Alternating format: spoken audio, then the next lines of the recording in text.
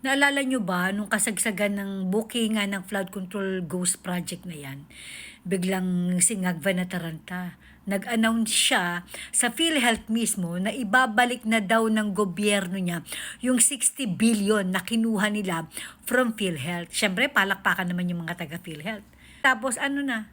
Wala pa rin hanggang ngayon. Ngagva, hinahanap na ng taong bayan yung pinangako mo na naman na ibabalik mo 60 billion. Remember inutusan ng Korte Suprema na ibalik mo daw yung 60 billion na kinuha nyo.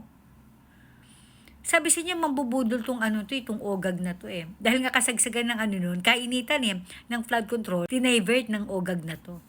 Yun nga, sinabi niya, ibabalik na raw, good news, ibabalik na raw ng presidente, okay? Ang 60 billion sa PhilHealth na hanggang ngayon wala pa. Hinahanap na ng mga taga-PhilHealth yung pinangako mo. Kailan mo daw ibibigay yan? Sabi ko sa inyo hindi kayo dapat nagpapaniwala dyan.